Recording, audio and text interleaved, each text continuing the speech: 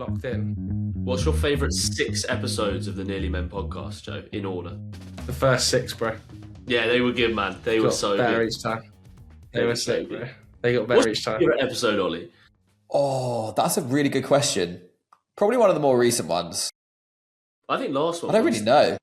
That one went big. We started just shouting at each other about Arsenal. Yeah, although someone was really rattled by that in the YouTube comments I saw.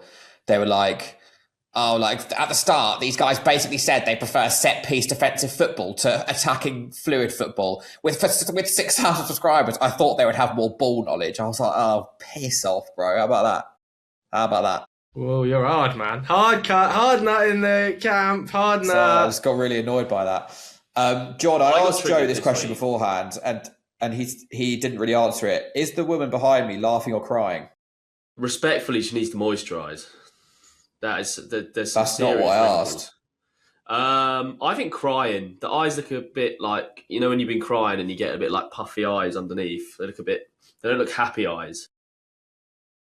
No, I agree. Apparently, it's like an optical illusion of some kind. What's the optical illusion?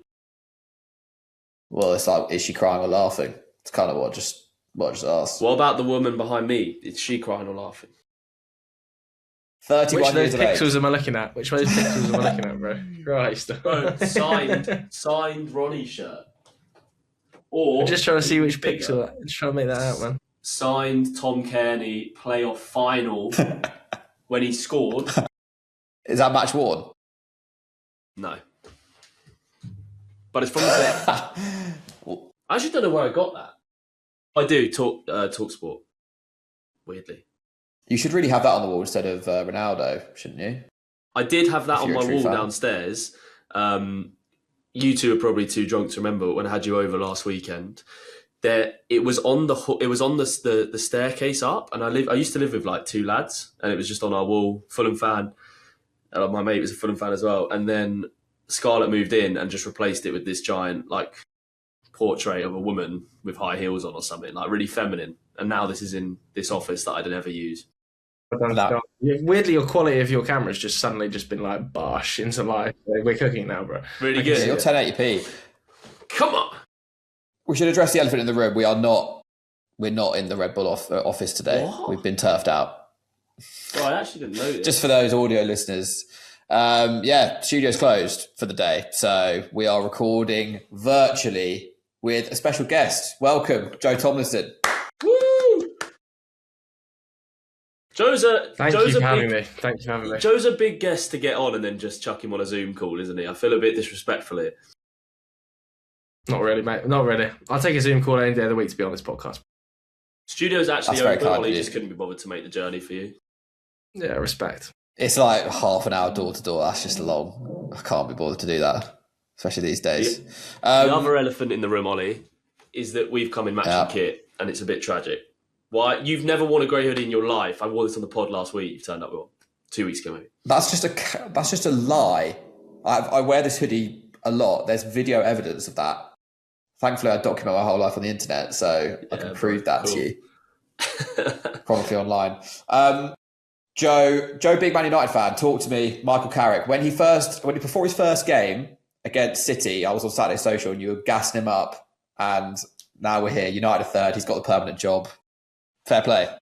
Yeah, to be honest with you, mate, I'm pretty happy with it. I don't really see where else United could have gone with it. Unless Luis Enrique suddenly decided, you know what, PSG, I've took it as far as we can. We've won the Champions League again. That's it for me. I don't think the World Cup managers are realistic pools for any Premier League side. You know, I've heard Ancelotti's name linked loads, Nagelsmann, Thomas Tuchel's name linked loads. All of these guys are on long contracts with their international team. They've all signed contracts beyond this World Cup, so I don't think it's a necessity that they'll, for sure, leave their countries at the end of it. Some of the chat was like, well, why don't they just wait for Nagelsmann? What if Nagelsmann decides in July, I've gone deep here, I think I can carry on and potentially win the Euros? Like, it's absolutely a possibility. So United had to pull the trigger, and I personally feel like they've made the right decision. Just stay the course with Michael Carrick. I think the biggest defining factor is that all the players love him. They absolutely love him. They want him to stay. So I don't have an issue. I think we've all seen the narrative a million times of United only doing so well because they've got one game a week, and whether that's true or not, we'll find out. But What does success actually look? It's definitely true. It probably is true, but what does success even look like next season for United? Like, if you're going to finish third in the league, which is pretty impressive. Obviously, no trophy, but what is success next season? I think it's kind of more than just like pretty successful season for United. To finish third, I had United way down the table this season. Given the start and Amorim, this could have been an absolute calamity of a season. Michael Carrick has taken more points than any manager in the Premier League since he's taken over. Like, that is pretty remarkable when you actually think about it. Next season, I think United will drop off a little bit. The squad is paper thin. There's so many additions that need to be made. The midfield needs to be basically totally rebuilt. I think they need a new centre-back, probably a new wide man. You're going to have to find a Xerxes replacement if he leaves. So there's so much work to be done. It is quite young in certain parts. There's a lot of reliance on Kobbie Mainoo, for instance, and what is he, 20 years old? And that pressure is ramped up when you play for a club like Manchester United. So lots of work to be done. I think if United finish in the Champions League spots next year, have a successful run in the Champions League and have a good go at one of the cups, it would be a very good start to life under Carrick. It is pretty mental that he's come in and done so well, considering he only managed Borough beforehand. Like, it's just the Fergie squadron interim manager hack, mate. They haven't patched it yet. And also, you've got to think, like, I see loads of people being like, you've got to go and get the biggest name. You've got to go and get the biggest name. If you look at the managers in world football that are managing some of the best clubs in the world, not necessarily the biggest names upon arrival. Vincent Kompany's moved to Bayern Munich. At the time, everybody was like, what is going on here? What a shocking bit of business this is from Bayern. How wrong they were. He's actually proved to be an amazing appointment. Mikel Arteta, coming from assistant management job, no previous experience of a first-team manager into that Arsenal role. Now we're looking at him as one of the best managers in Europe, smashing it in the Premier League. So I don't think you have to be this absolute monster name to have success at clubs. Even when Zinedine Zidane went to Real Madrid, at the time, coming out of Castilla, there were question marks about that appointment. And I'm not saying Michael Carrick is that guy for Manchester. I'm not saying he's Zinedine Zidane or Mikel Arteta, but just because he hasn't got a huge CV behind him, I don't think should be used as a stick to beat him as much as it is. Yeah. Not to compare the two directly, but it's kind of similar to what Pep was like at Barca. Like he came out of the Barca B team. I'm not saying they're the same standard manager. Are you saying Carrick's better than Pep? Is that? I think. Well. Maybe I'm saying that. No, but they were going to hire Jose Mourinho, weren't they? And apparently Pep was obviously really impressive, but he had no credentials. And he said to the Barca president at the time that he didn't have the balls to hire him. And then he did hire him. So maybe. And I think the realistic other options on the table we're talking about here, your boys potentially right up there as candidates. Ollie Glasner and Marco Silva would be on this list, wouldn't they, for Manchester United, alongside probably Andoni Iraola? Because in world football, the Luis Enrique's are not touchable. The Pep Guardiola's not touchable. And I think you've both got fantastic managers there. But would I gamble what I've seen from Carrick so far in order to move for Marco Silva or Ollie Glasner? I think it would be a huge risk, given that the group, the players have totally bought into Carrick. And these guys have definitely got highest level ceilings right now, bigger CVs, but it's not a guarantee the group is going to buy into their footballing philosophy. I think it would be a risk to dip out of Carrick and go into one of those guys, despite the fact, as we speak today, they are definitely high level coaches. Yeah, I completely see that. I just feel like Carrick's overachieved, and do you not just feel like he's going to be a victim of his own success? Like, how can he do this? He's probably not going to take Man United to third next season. I think that would probably be a surprise right now. So if United are sixth, he's almost like leapfrog. I think it's about how United are sixth, though. It's about how United are sixth. If they're playing okay and they are competing in games and competing at a high level, he'll have a lot more grace. If United are playing poorly and struggling through games, that's where that grace period is going to come up pretty shallow. But I don't see what other alternative they had but to give him the job in this situation. If there was a really viable candidate out there, I would agree with you. But I don't see who that is. I don't see who that was. He's done a great job. The players love him. The fans love him. He plays a style of football that's very suited to this Manchester United squad. I don't see the point in ripping up the playbook. I was going to ask who would be a better Man United manager, Glasner or Marco Silva? Probably Marco Silva, because I can't watch three at the back again. It's valid. It just can't happen at Old Trafford. Like, I think Ollie Glasner would be very willing to change up his footballing philosophy. I remember speaking to him last year and he wasn't even confident that 3 at the back was his favourite formation. I think it was more of a 4-4-2. So he might be willing to adapt. Yeah. Yeah, but that interview gets brought up the whole time in our fan base because it's like, why, when Munoz was injured, it's like, you said yourself that this isn't even your favourite formation, so why are we playing Nathaniel Klein at right wing back when we could just play 4 at the back? So, well, I think he thinks that all of that squad is very suited to the rest of that squad is still very suited to the formation. Whereas, like United, nobody's suited to a 3 at the back. We saw that under Ruben Amorim; it was just a horrible mess. So I just couldn't watch another 3 at the back performance for a season. Like Carrick has played that at times. He actually played that against, I think it might have been Brentford, where he tried to shut the game down at home and didn't really work that well. It was kind of a bit stodgy. But I think people got to remember as well, this isn't Carrick's team. So he's just making what can be best done with this group of players, which is sort of play on the counter-attack, use the pace of Mbeumo, use the guile of Cunha. And I think you will see this summer some very different style of players brought into the team, much more control in midfield he's going to want. I don't understand this Casemiro glazing. I'm going to need it explained to me like I'm 5. Because from what I've seen, right, he's been okay for you. Right. He's been good this season, but over the course of the contract, he's not been that great. I'm not saying he shouldn't get a nice send. Every player deserves that. But like, he's been... And even like how he loves the club, which again is probably something you guys would adore. Hasn't he been there like 3 years and like won nothing? I don't really understand this like banners and like, oh my God, Casemiro. He's won 2 trophies in 3 years. But like, it's man, what? What's he won? FA Cup. He's won FA Cup, League Cup. He scored in the League Cup final. His first season, he was an absolute talismanic figure. This season, even more so. It just don't make sense to me. I don't understand. Like, I get why he's like. You're comparing him to these legendary Manchester United midfielders. Man United have been through a fallow period. 2 trophies in 3 years is good going for Manchester United at the moment. They're not going to win the Premier League. They're not going to win the Champions League. That's the honest truth. He should have come out of this with 3 trophies in 3 years if United didn't absolutely shit the bed in the Europa League final. That's the reality.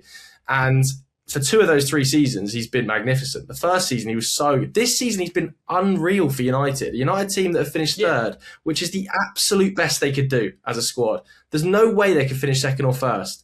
So without him, I don't even see United finishing top 6. His volume of goals has been ridiculous. He's been all action, but he's also the kind of player that fans just buy into. Because he's so blood and thunder, he's crunching into tackles, he's in the ref's face, in the opposition's face, he's kissing the badge.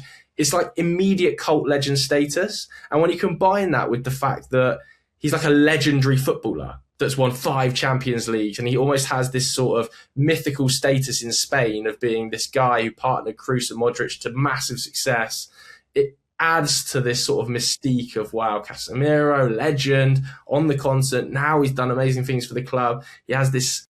It's just basically a huge cult figure for United. And I think that is why United fans love him so much and give him this big send-off.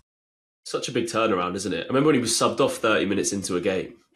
It was like... People thought he'd never play again. Amorim like tax, Kingsky vibes. Yeah. And Eric Ten Hag tax, really. Eric Ten Hag tax, which is leaving that midfield like gaping hole throughout it. So, I don't know. I think that's part of the mystique as well, though, right? Is that like he had the huge dip, but he could have folded in that moment. He could have left. But he's actually like somehow had the craziest glow up across the course of this season and like refound his form to the point where he's maybe behind Bruno Fernandes, United's most important player. So I think having the dip has almost helped the cult status to a level.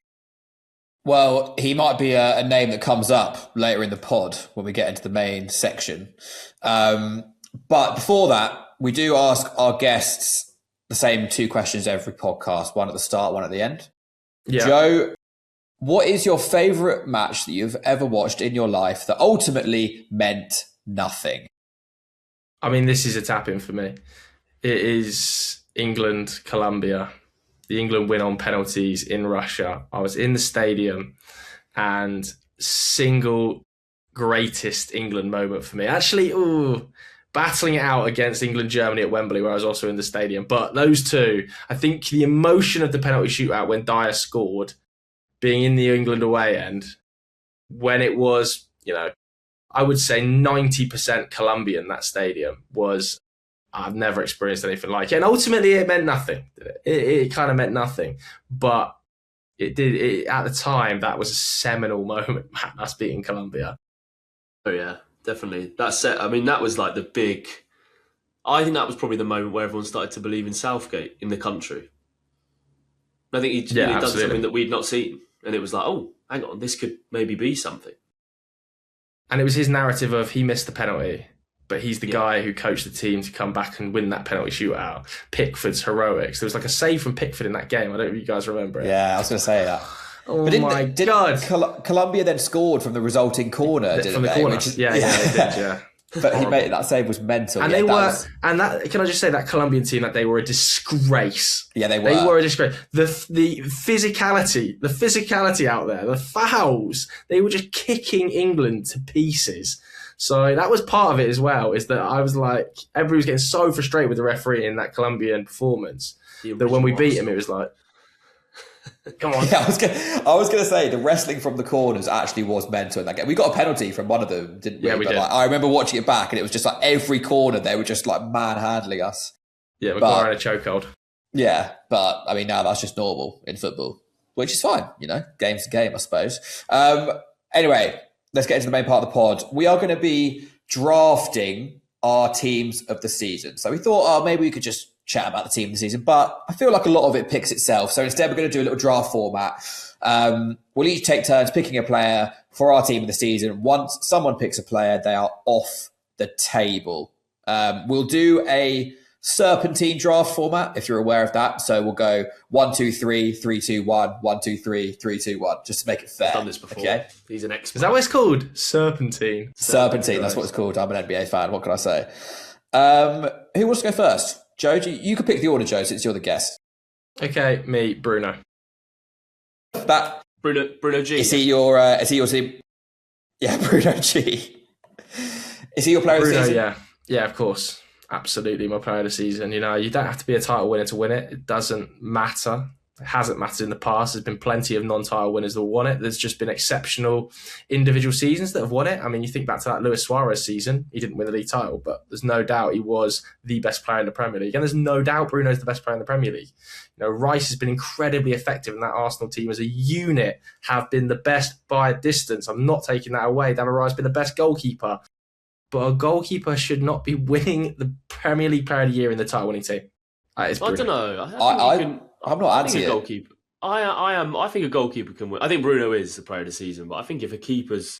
It's not a great sign, is it, if your goalkeeper's the Premier League Player of the Year and you're a title winner? No, but it doesn't matter. Yeah, if he has been the most influential player in a team that wins the league, I think...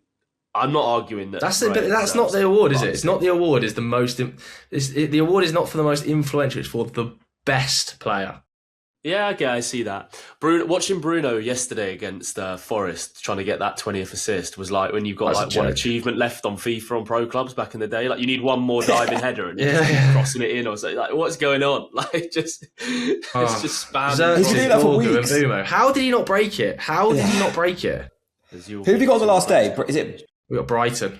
But he's been doing that for weeks. I remember the Brentford game. I was watching it. I was like, he just is refusing to shoot. Like he's just getting into shooting positions, and he's just passed. I'm enjoying it. To be fair, he will. He has denied he's going to do that. I saw an interview with him last week where he said, "I will absolutely not do that." I think more interestingly is, say Brighton need to qualify for the Europa League. They need to beat us, so they send a goalkeeper forward for a corner. We break. Bruno runs through. Does Bruno wait and stop the ball on the line for a teammate to catch up, tap it? Definitely. That'd be good. I charges in and boots it in, yeah. Yeah.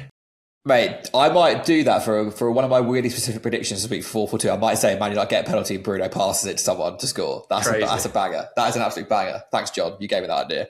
On my bit of paper, the order I've got, because I'm keeping track of this, I've got Joe, then John, then me. So, John, do you want to go next? I'm giving you that. Yeah. Merry Christmas. Thanks, mate. Where do I go with this? Harry Wilson. You kind of want to go. Yeah, you kind of want to go like tactically and take players off of you guys, but there's quite a lot of options this year. Like there's a few that stand out straight away. Do I go boring? I might go boring and go David Raya. He's so clearly the best keeper in the league this year. There's been some good keepers though. Like I know that he has been, but like Roof's been good. Lammon's has been good. I mean, they've not been as good as Raya, but they've still been good. I'm amazed you've not got Declan Rice second pick.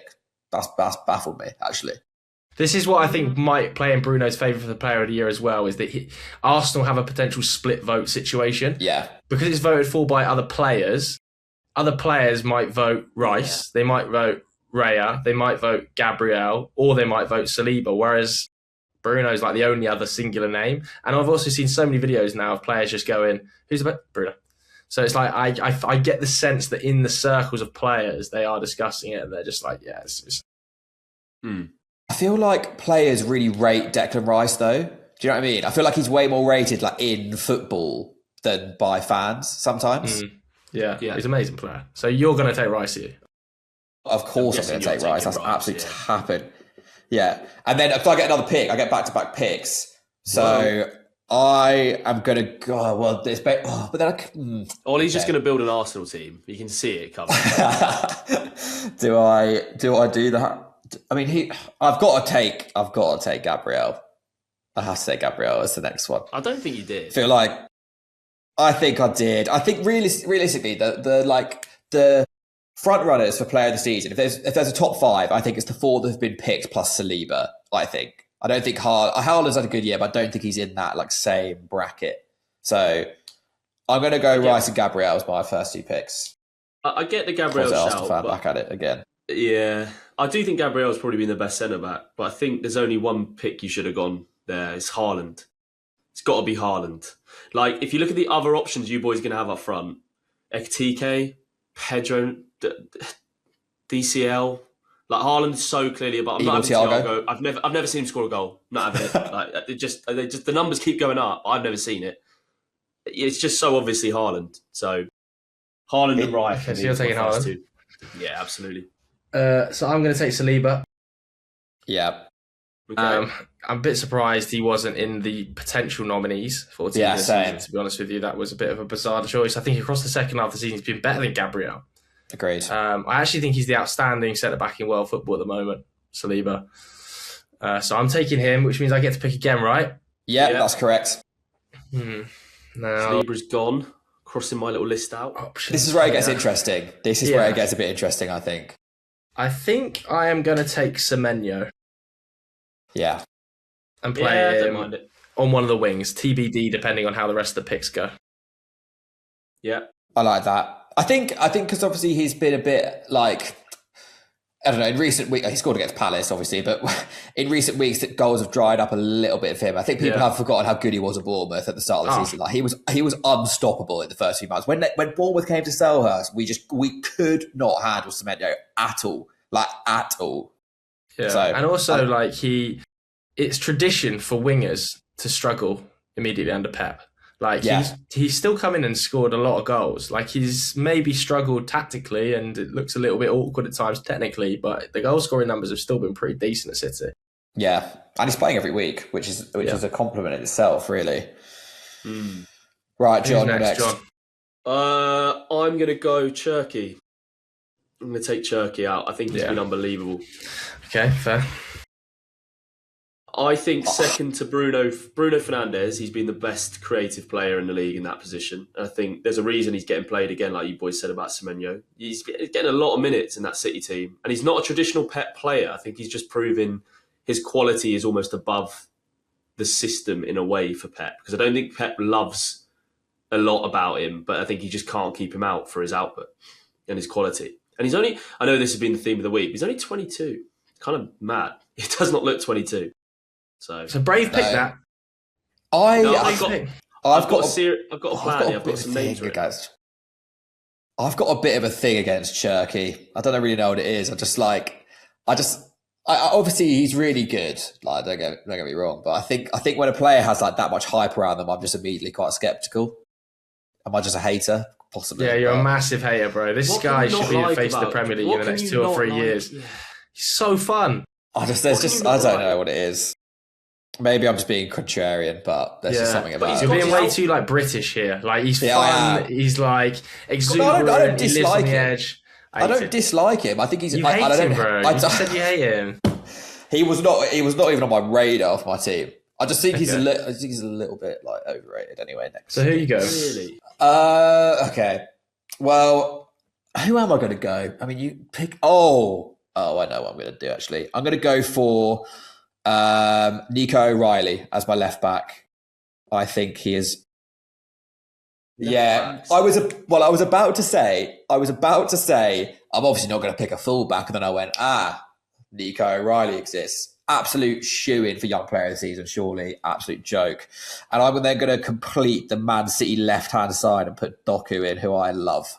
I love Jeremy Doku. I think he's quality. What baffles me is your logic on Cherky, but then your affection for Doku. Like, that don't add up in my head. I think the thing is, when you watch City, I feel like Doku just takes way more responsibility than Shirky does. Like, Shirky looks really silky and nice, but like I think Doku grabs games way more than Shirky does, even though Shirky's output is better. Shirky walked through the Arsenal defence and scored the first goal in a cup final. Doku scored a couple of good goals in a week, but apart from that... That was in the league, you div, first of all. And second of all... It's an unbelievable... That was a massive moment. Yeah, fair play. He then went missing in the second half, first of all. And then second of all, Doku was the one who made the space for O'Reilly. Anyway, I don't want to make it anti-Shirky. Like, this is about raising players up, you know? Was that your two picks then? Doku O'Reilly and Doku, yeah. He's about to do I only get one pick here. I'm getting absolutely done.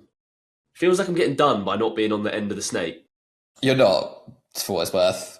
I'm going to go with... I'll go with Mark Gay. I don't think City would be anywhere near where they're at in the league without the signing of Mark Gay and Semenyo, but I think like those two signings have been huge. Outside of Gabriel and Saliba, he's definitely been the best centre-back of the league. Yeah, I think that's a fair comment.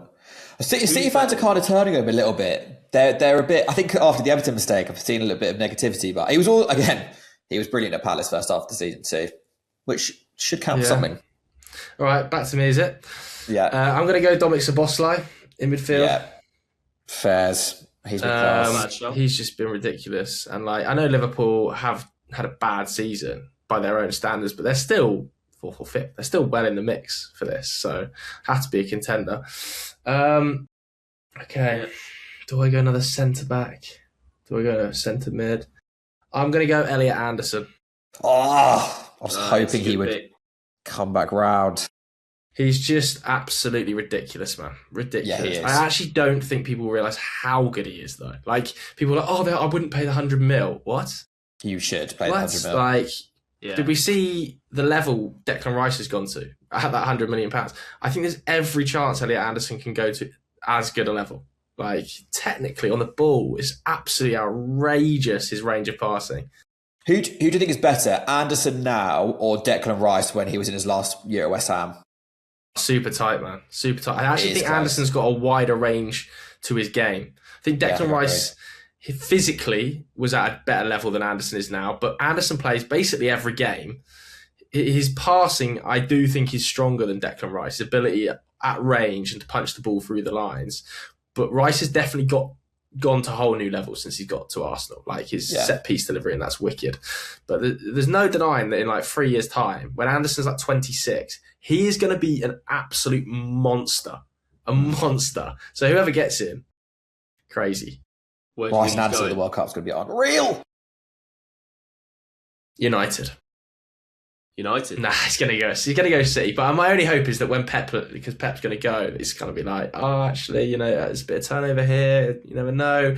Michael Carrick's from the northeast as well. He's a Newcastle boy. Like, could Michael Carrick have a little word in his ear? A family connection. I was listening to a podcast the other day talking about City and Pep, saying about how like City built the modern version of City in Pep's image, basically. Like even before he arrived, it was like everything was geared towards Pep being the manager at some point. Yeah. So I'm interested to see like what happens when he goes and how the club changes, because obviously you have to get a manager it's in. It's not going to, bro. They're just going to get Maresca and go, okay. Yeah, you're also a bald man. So get in the dugout. John, your pick. No brainer for me. I'm going to take Rodri. I think without Rodri. Without Rodri, absolutely.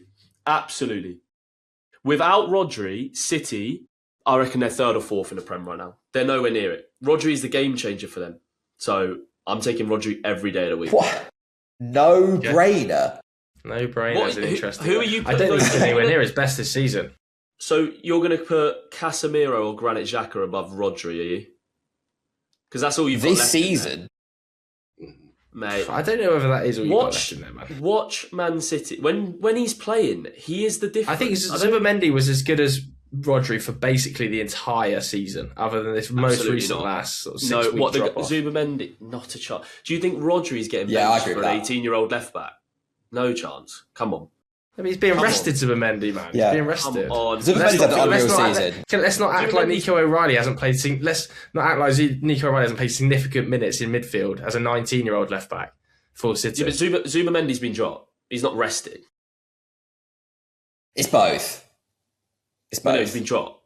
He has been dropped. He's been dropped for Lewis Kelly. He's been dropped because he needs the rest. He needs the rest. He'll play the big games. But he was poor before he got rested. So. He will play the Champions League final 100%, zero doubt.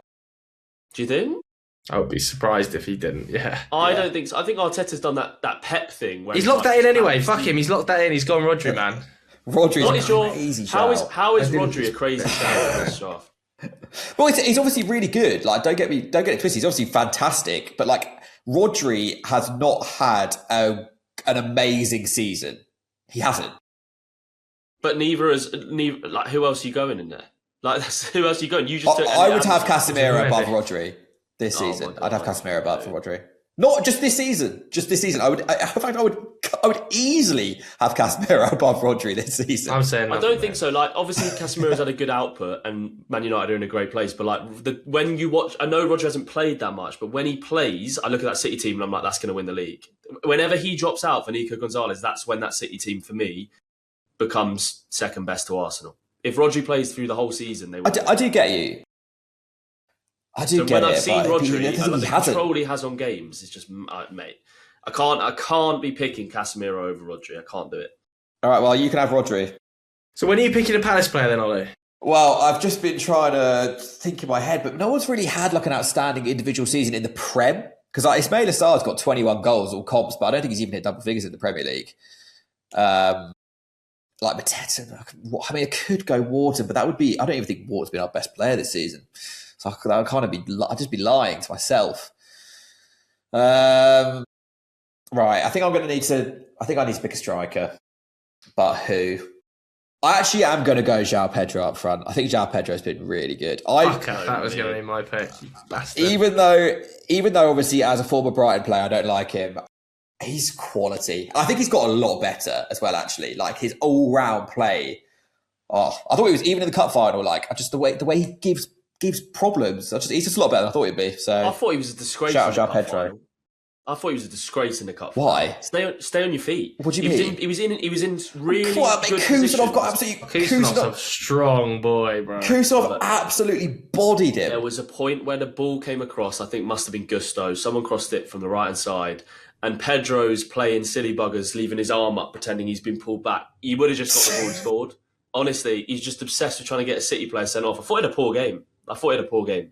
Like, well, he got bullied. We can agree to disagree. That actually, weirdly, you talk about Gusto did remind me of it. It reminded me of Reece James. I think I'm going to go for Reece James, but I don't know where I'm going to play him. He could go because the thing is, he is the best right back. But he's not really played right back enough. Has Reece James played that much more football than Rodri? And I just got absolutely shouted at for the best part of 10 minutes for picking it. Yeah, he 5 more games. Reece James can't put 3 games in a row together. Reece James played like the first 20 games in a row, probably. Studio, I've missed a significant portion of the season, though, man. Since the last. I'm going to Google it. I'm going to be my own producer. Jacob's been sat. All right, I'm gonna lock in now, bro. You can't. Yeah, you can't. I'm locking in Reece James. He's been brilliant. When he's played, he's been brilliant. He's been absolutely brilliant. Okay. Is it back to you, John? Is it? Yeah, it's John's go. Reece James has played 28 games this season in the Prem. Rodri's played 20. Yep. Bro, there you go. Come on. So third. I rest my case. I'd describe that as quite a lot more. I mean, I'll probably just have to go Kushnerov. My team's so City-coded, though. But, I mean, realistically, it's him or Van Hecker, and I think Kushnerov's been better. I could put Bassi in. I think Bassi's been brilliant. Virgil van Dijk probably deserves a shout. They're a bit of a poor team. I think he's been all right. But I'll go Kushinov. I'll go Kushinov in there. Yeah. Okay. I'm going to take Morgan Rogers.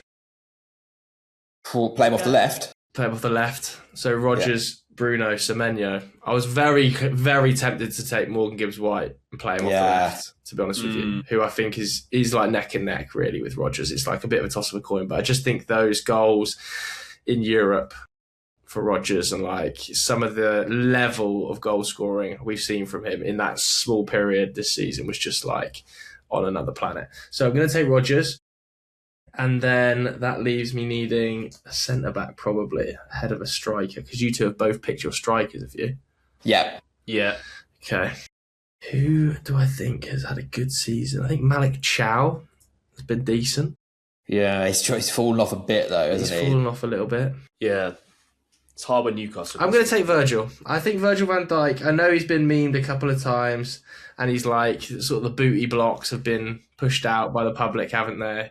But I actually think overall he's still a colossus, man. He's still a colossus. And without him, if you took him out of that side, it would just totally collapse, even though it's already like a house of cards. What are we thinking of the Salah just throwing a grenade into the room and leaving? Like, what was that all about this week? The worst thing is the likes from the teammates, in my opinion. Salah's leaving, he can say what he wants, but the players that have liked the post, I think there's big question marks about. Do you guys think, Ollie, do you think Arne Slot should leave him out last day of the season at home? I mean, he's just not, he just can't really, can he? He just can't do that because it's Salah and it's his last game. He's got Slot right where he wants him, I think. He doesn't have the kudos in the Liverpool fan base to do that. No, he doesn't. Liverpool fans want to see Salah ride out one last time for one last hurrah, man. Like, if he did that, it'd be like he's already blacklisted in most Liverpool fans' eyes. I think that would be the final straw. Yeah, defo. Yeah. No, most defeats for a Liverpool manager in a season, I read the idea. Crazy. For in God knows how long, which is mental. Loads of games though, as well, to be fair, Champions League, etc. Right, John, back to you. Back to me. I need a right back, but I also need a left winger and a right winger. But there's a few names still down that I'm not too unhappy with. So I might go in. Is Timber still available? Wingers I might are take tough, Timber. though. Yeah, Timber is available, mate. You have him. Yeah. I'll take Timber. I think it's he probably is fit, but hasn't been. That's what I'm saying. Loads. I think it's clear from this. There's been a lot of injuries to key players this year. Like, people have like 12 really good games, and they just go missing for another 12, haven't they? Like, it's right back is tough. I like Mukiele as well. You've already took Reece James at right back, haven't you? Yeah, I did. But I think there's a tap in at right back that everybody's missed. Mateus Nunes, I'm guessing, is who you're referring to. That. You don't need to go there. Maybe I might take Nunes play midfield, actually. Well, if you want. No, I don't want to do that. I will take Gibbs White. I will take Gibbs White now. Mate, the finish yesterday against United. That is crazy. Filth. Yeah, what a player, man. Absolute filth. And then who else in? I feel like I need another midfielder to complement Rice and Gibbs White, but I'm kind of struggling a bit. Like, do I just go? You know what? I think I'm going to take him. I think I'm going to take Casemiro and play him in the six. Get on, Cassie. But the thing is, he's obviously bagged a lot of goals, but a lot of games he had, like on the ball, I feel like he's been really good this year, like really good at progressing it. Every time I've watched him, he's just been really good. So, and I like, as you mentioned earlier, I like the character arc that he's had this year. He's kind of like come back and put some more respect on his name in the Prem. So I'm going to take Casemiro. I'm surprised nobody has taken Jimmy Garner. I think Jimmy Garner has had one of the most outstanding seasons of any player in the league. He's so good. Well, John's still got a midfield slot available if he wants to take him. Yeah, I do have him written down. So midfield slot for me, I've got written down. Take him, bro. I mean, obviously a lot of mine have been taken. The ones that are still free are Bruno G, Xhaka, Bernardo Silva and Garner. But I can't take Xhaka. I forgot about Xhaka. Xhaka's been brilliant, but I can't take Garner over Bernardo Silva. Xhaka's an ugly look for you, Ollie, by the way. Mate, Xhaka can't go undrafted. He can't. Are you going Bernardo Silva, John? I think so. Yeah, I've got Rodri in there. I don't need Xhaka and Rodri, so I'll go Bernardo Silva. The fact Xhaka's gone undrafted is a joke, an absolute joke by you two, by the way. I couldn't fit him into my team because Anderson, Szoboszlai and Bruno have all had better seasons, but he has had significantly better seasons than some of the options that you two have selected. So that is poor from both of you. I'm a double pick here. I'm going for both my fullbacks. walk in the park. Lewis Hall at left back, absolutely beautiful. No doubt he's probably been Newcastle's player of the season. He'll be on the plane for England. Matheus Nunes at right back. Outstanding for City in every single game. One of the most underrated players. Pep's most utilised player across the course of the seasons. More minutes than any other player in that Man City team from an outfield perspective. He's going as my right back. So, just to be clear, you're taking Lewis Hall over... I'm cooking here. My team's cooking. I'm taking Lewis Hall over Calafiori, because I think Calafiori and Piero Hincapié have split minutes to a large proportion this season, so it's hard to select one of them. Calafiori is a far better footballer than Lewis Hall. Come on, let's be honest. John goes for quality over quantity when it comes to minutes this season, I'm noticing. You think Calafiori's had a better season than Lewis Hall? I think Hincapié's had a better season than Calafiori, and Lewis Hall, for me, if he was playing in a better team, would be right in that conversation. I actually think season-wide, Hall has been a better left-back. Nah, not for me. Hincapié would have been a big pick, though. Well, I don't need to take a fullback now. I need a winger, boys. I need a winger. Oh, you're not picking a winger? The winger option is bleak, mate. You should have got in there early. It's tough out there. You had to go early. Are you boys all done on the wing? It's tough. Not telling you. I've got Semenyo Rodgers. No, I need a winger. I need a right winger. Is Bowen boring? I mean, has he been that good? The Bowen hype. Everyone's talking about him. Player of the season shouts. It's crazy, but mate, it's died. Yes, potentially. He actually does. Yeah, John McGinn. You can't have John McGinn as your right winger in a team of the season. Well, he does play on the right, though, doesn't he? But I mean... John McGinn has been in... I'm going to take John McGinn. It's either Saka, John McGinn, Bowen, or Wilson. Wow. Your team on paper is like the least dynamic team I've possibly ever seen in my life. I feel like everyone's going to sit in their positions and just can't run. Yeah, hey, put some respect on McGinn's name. That guy covers grass. He's been brilliant. He's been brilliant, but like... He's the most underrated player in the league by a distance, John McGinn. I feel like I saw something about him the other day. Yeah, mate, it's class. But I'm just saying, when I look at these teams on paper, Joe scares me. John's doesn't. Rightly so, man. I've got a nice balance to mine. Yeah, you have. I need an exciting right winger. Scary, man. Lewis Hall. Terrifying. You won't be saying that next season when he's the best left back in the league. He's a good player, but you got to go Calafiori or Hincapié over him. How much are we taking into account other competitions this season? Well, that didn't come into my thought process. Take into account to a level, but it came into my head for John McGinn. Yeah, fair. Okay. In which case, I'm definitely going to take Ismail Assar right wing. 21 goals in all competitions he's got this season for Palace. That's the most we've had in the Premier League season ever, joint with Andy Johnson. Right. He scored away in the qualifying round of the Conference League. He scored. Wait, let me get this right. Away in the round of 16, he scored home and away in the quarterfinal. He scored home and away in the semi-final. Unreal. And if he scores in the final, he's in some crazy Palace all-time conversations. How many? Who are those goals come against again in the Conference League? Was it? And how many? Italian giants Fiorentina. In the Conference League, no pens in the Conference League, I don't think, actually. So how about you? How about you? Was it not a pen against Larnaca? No. He went round the goalie for the first, and then the other one was from a corner. So yeah, don't try and catch me out on that. John, or is it you again? No, I've got another centre back to pick. I feel like there's loads of centre backs, but equally not that many centre backs to go for. Do you know what I mean? Like I'm trying to think of like the good who's been good defensively. You could be honest now with the names left, and you could take a Brighton centre back. You could be honest. Maybe Van Hecker has made some season-defining mistakes in the last few weeks. But the Spurs one he made up for. The Spurs one he made up for instantly. Yeah, but the Leeds one is like that could cost Brighton Europe. Oh, I could go for him actually. Yeah, you know what? I like to represent teams. I am going to pick Senesi as my other centre back because I think him coming in and replacing Hoyson / Burnley and being a mainstay. Shout out James Hill as well, by the way, who's also had a really good season. But I think Senesi's been well good. And he should have been sent off at Selhurst Park and he shouldn't have got a penalty at the Vitality in both games against Palace. But, I'm fine with that. All's forgiven. He can go next to Gabriel. That's a nice balance, I think. Okay. Yeah. I'm going to go left wing. I'm going to take Iliman and Jai. I love him. Started the season a little bit better than he's finished it, but people forget how good he was the first few months. And I still think he's going to get a huge move this summer, or at least in the next 18 months. I think he's a brilliant player. He is quite big club coded, I think, actually. But, yeah, I like that. I mean, he's 26. He's not going to be cheap to get out of Everton, is it? How expensive is it going to be to get him out of Everton? Unless he throws a shot, wants to leave, then it's going to change it, isn't it? Well, hopefully he doesn't do that. So I've got a goalkeeper and a striker to pick. It's the last two picks, is it? Correct. All right, goal. I'm going to take Donnarumma. I can still think he's just been outstanding.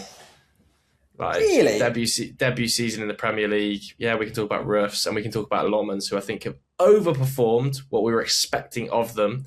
But as an actual goalkeeper, I would still take Donnarumma. I think if there was a Champions League final tomorrow and those three guys stood in front of me, I would still go, based on this season alone, Donnarumma, who has just been outstanding since he's come to the league. He's dropped a couple of clangers from balls into the box, but basically every goalkeeper has, other than David Raya, so far this season. Like, it happens. You know, we've seen Senna Lomans try and pass it out from the back against Liverpool and just absolute clanger. Like, these things do occur for goalkeepers nowadays in the modern era, so I'm going to go Donnarumma in sticks. And that leaves me up front.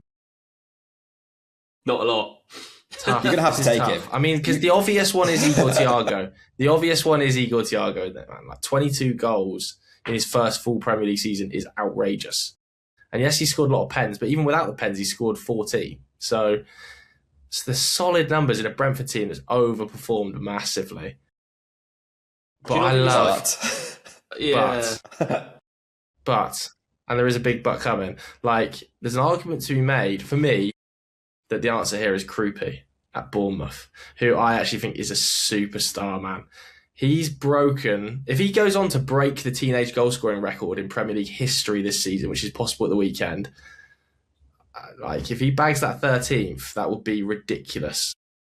Yeah, and he scored some really good goals as well. So many good goals. Scorer of good goals. He's nailed on to go to a big club and just absolutely be a superstar. Like, heavily linked to Barcelona. I did, like, a Guess the Pro earlier in the season with Alex Scott, and we were talking about who the best finisher at the club is, and he was like, without hesitation, Krupi by a mile. He was like, this kid will win a Ballon d'Or. Wow.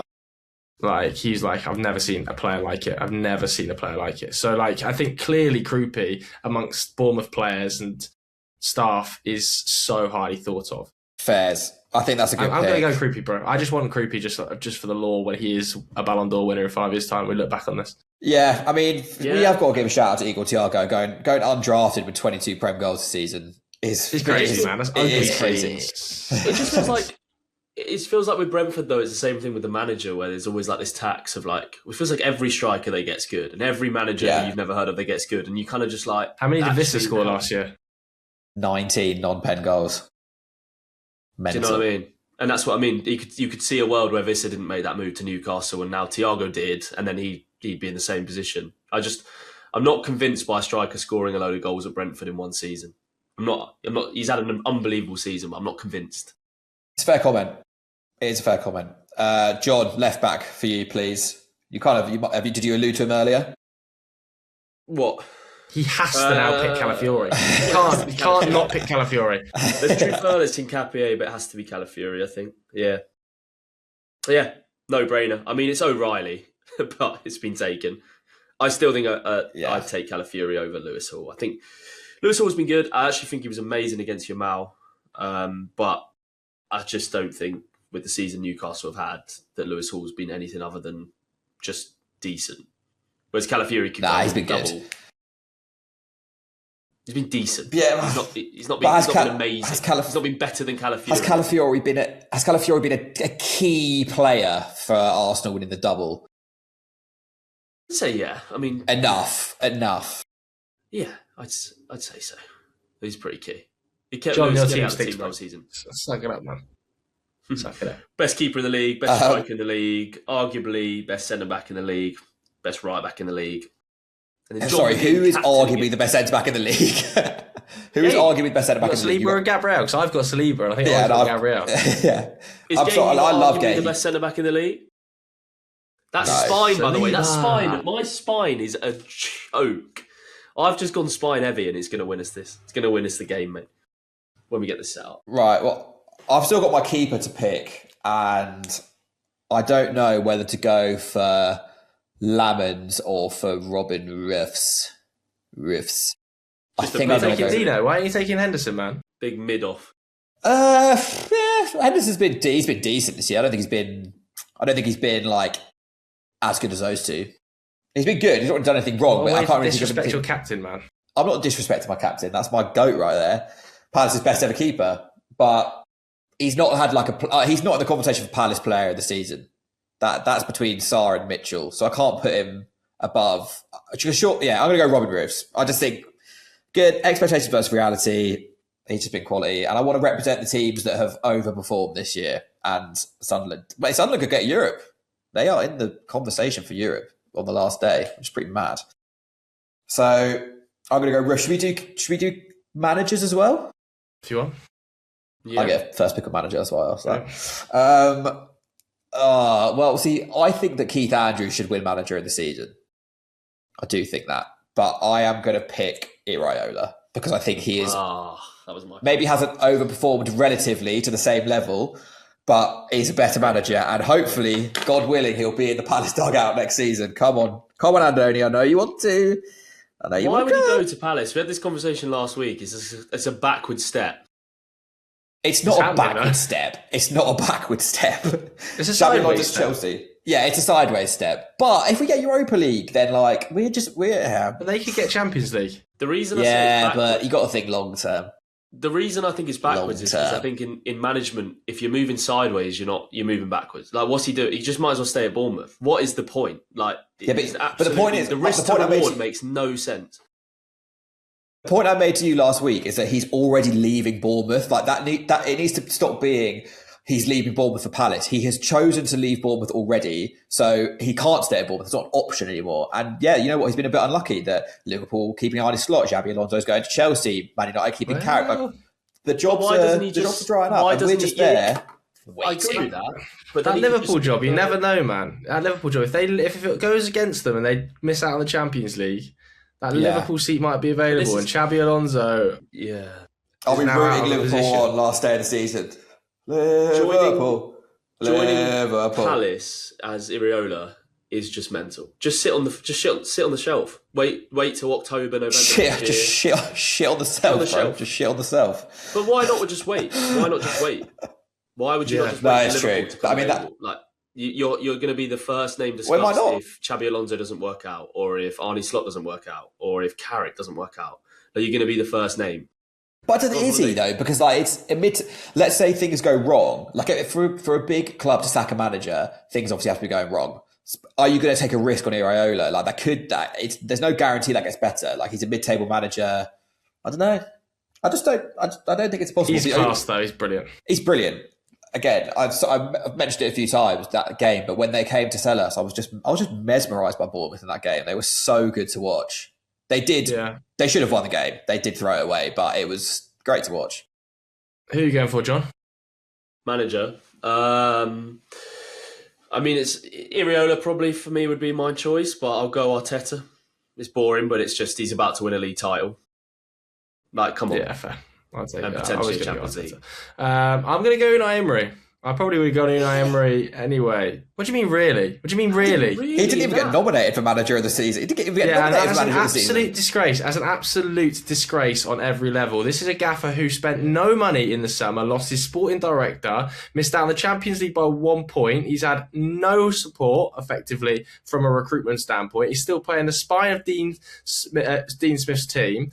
And yeah, he's still in the Champions League, going to win a Europa League. I'd be extremely surprised if it didn't win on Wednesday night, with a team that's had Boubacar Kamara out for the entirety of the second half of the season, probably their best midfielder. Tielemans has missed 2 months. John McGinn's missed 2 months. Morgan Rogers has basically blown pretty hot and cold, and Ollie Watkins didn't score a goal for the first 4 months of the season. So the fact that he's in the top 4 and in the Europa League final with that job is insane, bro. I do think the balance of Europe is a good shout. Like that's with that squad as well. Yeah, Lindelof's played about 30 games this season. He played in midfield against someone, didn't he? And they won. Who did they beat? Yeah. They battered someone, and he played in midfield. It might have been Forest in the Europa League. Every time he gets his hands properly around a club, like you can tell, he manages upwards, downwards. He's the guy at Villa. Did it at Villarreal. Did it at Sevilla. did it at Valencia. It's very hard to stop him. He just is such a good gaffer at coaching out of possession. Do you know what's mental? We've got a full Basque selection of managers as our managers of the season. True. Crazy. That is crazy. Right, Joe, run us through your final team. Hang on, my cat's laid on my piece of paper. So I've got Donnarumma in goal, Mateus Nunes at right back, William Saliba and Van Dijk at centre half, Lewis Hall at left back, Elliot Anderson and Dominic Szoboszlai behind Bruno Fernandes, Morgan Rogers coming off the left, Semenyo coming off the right, and then I went for Krupi up front. That is a pretty good team. With Unai Emery in the dugout. Mm-hmm. Yeah, fair. Would you take Krupi over Ekitike? He was available. Yeah. Is that harsh? Ekitike's been better. The real harsh move was not picking Thiago. I could have had Igor up there, but I just really like Krupi. I think he's outstanding. I think Ekitike maybe didn't have as many big moments this year as he could. He has outscored Ekitike as well, Krupi, let's not forget, at just 19 in his first Premier League season. It is impressive. He's the first player to do that, to hit 12 goals in his debut Premier League season as a teenager since Robbie Fowler in 99. Damn. Good stat. Great stat. I'll let you have Krupi. All right, John, you tell us your team. We've got the best goalkeeper in the world in goal, David Raya. We've got the best right back in the league in Timber. Then we've got Kushinov and Gahey, Pep Guardiola's trusted partnership. Calafiori in left back. We've got Rodri, Ballon d'Or winner, by the way, in DM. Bernardo Silva, Man City captain. Cherki, the most exciting player in the league. You just picked the Man City team? Yeah. We've got John McGinn as captain. Haaland through the middle. And Njai on the left. Arteta managing. Unbelievable. Vibes. You've got everything. It's actually just the Man City team. You've just picked the Man City team. How many Man City players have you got? 1, 2, 3, 4, 5. They've won the domestic double. They could potentially win the treble. Six. You got no imagination, bro. Yeah, kind of cheating, though, isn't it? I have 5. Every time you've gone, I can't think of a player. I have 5 players. Kusanov, Gahey, Rodri, Cherki, Bernardo Silva, Haaland. That's 6. Add them up, bro. Gahey. Haaland. I got Haaland at the other page. Yeah. I was looking at the middle. Well, why would you not? They've won the 2 cups. They could win the league. Let's just be serious. Let's be serious. Krupi's not better than Haaland. What we do, he's there. I'm taking Haaland. I just had the picks. Rodri's the only one I will allow questions on. Kushinov, Gahey, Cherki, Bernardo Silva, and Haaland. Tap-ins. What's your team, Mo? My team is. I feel like I've got a bit more of a, representative team. I'm giving some people some shout. I've got Robin Roofs in goal. Back 4: Reece James, Senesi, Gabriel, Nico O'Reilly. I'd argue that 3 of them should be in the team of the season, the actual team of the season, personally. Midfield 3: Casemiro. What a season he's had. Don't you agree with that, Joe? Casemiro's been brilliant this season. He definitely should be in my team. Rice as the 8. And Morgan Gibbs-White, shout out, great end of the season. On the right, I've got 21 goals. Ismail Assar, Conference League, Golden Boot probably winner, player of the season, absolute legend of the game. João Pedro up front, respect. And Jeremy Doku, left winger, the best left winger in the Prem. And then Iraola, Bournemouth manager. That stinks. That front 3 stinks. That attack is causing any team. You've got John McGinn on the right wing, bro. Don't talk to me about my attack being stinky. John McGinn's about to captain Villa to their first. Respect John McGinn. Don't speak about John McGinn like that. John McGinn's unreal. Don't speak about John McGinn like that. He's genuinely unreal. He's off the scale good. You've built such an Arteta ball team, by the way. Such an Arteta ball team. It's just all. I think we can all agree that there's only one winner here, and it's definitely not John. It is me. It's definitely not John. It's John's last by a considerable margin, I would say. Rodri's the only weak point in this team from a point of view of who's had a good season. The rest of it, mate, I think it's a pretty... Bernardo Silva and Cherki, come on. Haaland, obviously. Raya, obviously. But you just picked City, man. There's no imagination there, John. I've got John McGinn and Iliman Njai on the wings, and you're saying there's no imagination. That's so fun. I reluctantly think that Joe has won that. Thanks, man. I appreciate it. That's what That's really nice of you to say that. I've got to be honest. That team is just good. John's just a hater, man. Do let us know in the comments who you think won, and tell John that he can pick players who don't play for Man City or Arsenal. That is fine. Mm. Like, you don't have to. Of the 12 picks you had, 10 of them are from Man City or Arsenal, if my math serves me correctly, including a manager. Well, no, disgraceful. John McGinnon and what are you talking about? It can't be 10.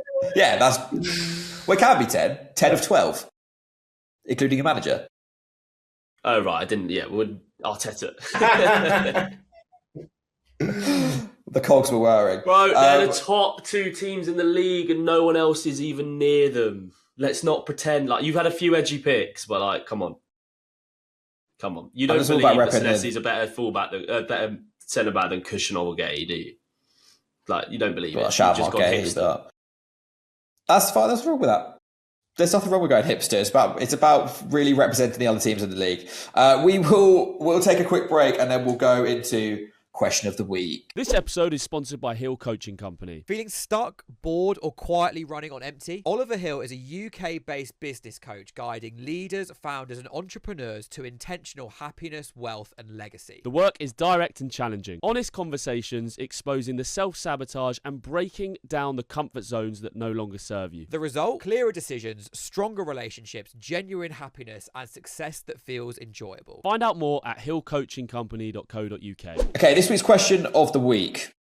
It's a fun one. If Arsenal flipped their team, so attack goes in defence and defence goes into attack for the whole season, would they finish with more points than Spurs? I think the question should be, would they stay up? Would they stay up? If you had Raya in goal still, but you have Saka and Trossard, let's say, at fullbacks, Havertz and Gyökeres as the centre-backs. The midfield is the same, and your front 3 is Calafiori, Timber, Saliba, Gabriel, or front 4, I should say. Would they stay up? Do they have to stay in position the whole game? They have to flip, and they have to stay in those positions. They would definitely stay up. There's not even a question, is it? Because the midfield would stay the same, and it's still just as good. And David Raya would stay the same. It's just as good. So, like, you're not going to see... You're thinking, well, do you think Rice, Zubimendi, like, I would just play a 4 in the midfield, and that would keep you up. But what about, like, let's say you're playing, like, how is that Arsenal team going to set up? Are they going to sit in and counter-attack with... They still... How many goals do they score from set pieces? The attack would be no different. They still score the same amount of goals from set pieces. Yeah, but the issue is Havertz and Gyökeres as centre-backs. Oh, you can make it work. Havertz is doing a job there in the air. Gyökeres would be all right in there. Like, Havertz is the issue. Gyökeres would be a good centre-back. Yeah, I actually agree. Saka's played a full-back before. In fact, his youth career was spent at left-back. I feel like Gyökeres actually kind of would be a bit like Kusanov as a centre back, like a real recovery, just throwing his weight around. Yeah, I actually think they'd be all right. I reckon Saliba could do a job up front. I reckon where do you think dangerous in the box. Well, Gabriel and Saliba as a front 2 could be filth. But you've got Gabriel on the end of. You're saying this team gets more points. Top half. Top half. No way. Come on. I can't see top half. We haven't talked about No Trossard. way. Trossard's going to be a weak point for you in fullback. Trossard's a weak link. I guess Martinelli right back. Martinelli as a right back could work. He could work as a right back. I can see that. Honestly, the standard football I've seen this season in the Premier League, that team could do damage. It could get in the top half. They still score the same amount of goals from set pieces. They've got the exact same midfield. The goalkeeper's still just as good. Let me go through the table, all right? And do you think they would finish above these teams? All right. Let's start with Palace in 15th. No. I don't think they finish above Palace. That is a scandal. That is just scandalous. Leeds? Yeah. Yeah. Fulham? No, I don't. I think they could just survive. They're not getting like 50 points or something. Come on. Do you think they're better than Chelsea? Current Chelsea? Chelsea pre-Alonso? Maybe. They've been pretty horror. They have been pretty horror. They're 10th. Chelsea are 10th. I know. Mate, West Ham are so good though. Maresca saved them. Really. West Ham are a good relegated team. They're a good relegated team. They are. I think you'll be 39 points. I don't think I think they get around West Ham's points. I think they're around that. Yeah. Top half is crazy. I don't see them finishing above a proper team like a Palace or a Fulham. There's just so many bad teams in the league. Mate, Palace are about to be, hopefully, touch wood, Conference League winners. Yeah, but so are Chelsea, man. They're stinking. Good team. Good competition. Great team, great competition. The final question is one that we ask all of our guests, Joe. Who is your favourite Nearly team of all time? 2018 England. Linked to the Nearly game. Or the game that meant nothing. Yeah, linked to the Nearly game, I think, to be fair. But I just love that team. Maybe even 2022 Euros England, actually. Yeah, what do you think is the best England team? Sorry, 2020 Euros England. I think we lost in the final to Italy. The balance was good, man. I think World Cup 2022 England was the best England team of my life. Qatar, was that Qatar? Yeah. I don't know. I don't think that was as well balanced as the Euros. Where when Sterling was just playing out his skin, Kane was scoring goals. Even Jordan Henderson, he just added something to the team. I don't know. Both those teams, to be honest with you, it's basically the same team, isn't it? It's basically the same team, just 2 years older. Yeah, not much changes in that Southgate 11. Yeah, you just add Bellingham, basically, to the front three. Or front four, I should say. On the topic of England, how far do you think we're going to go in the World Cup? I'm round not 16 in quarterfinals. Yeah, I'm not as optimistic this year. I'm not on board. Quarterfinals. Let's go quarterfinals. I'm just not feeling it. I'm not feeling the Tuchel thing. That's got to go. That's got to change. It's just. What do you mean that's got to go? Tuchel will be good, man. Tuchel will be good. Tuchel shouldn't be near the England job. I don't like it. I think the bigger worries are the form of a lot of our players going into this tournament. I think there's some seriously concerning dips happening. I think there's some players coming back into form, like Saka, like Rashford, there's players that are playing. Bellingam's goal the other day was filthy, by the way. Yeah, there's players that are coming back into form. These are all just goals, moments. Who's actually playing well other than Harry Kane? Rice and Addison. But these guys are dead on their feet, bro. They're dead on their feet. They've played 60 games. Adam Wharton banging form right now. Goal scoring machine. It's just a feeling for me, man. I'm sure it'll be different when we start, but the feeling with Tuchel there, that it doesn't hit like the Southgate days. It doesn't feel the same. Fair, are you all right? Rice and Anderson are at the pinnacle of their game right now, but I am worried about their fitness. Yeah, I'm worried about the forwards form outside of Kane. Well, Saka's come back into fitness and form. Yeah, but not. I don't know. Yeah, Saka always plays well. I still don't think he's at his absolute best yet, though. No, he's not. No, but it's been almost a good injury for England. For him, he's been able to slow down for a few months, and obviously he's only got 3 games left for Arsenal, so we're not getting a knackered Saka if he is being managed. But we're getting a untested body of Reece James, Ezri Konsa, who's slightly out of form. I don't know. Shout out Levi Colwill, by the way. That's what I'm saying. Keep your eyes on that one. Get him on the plane.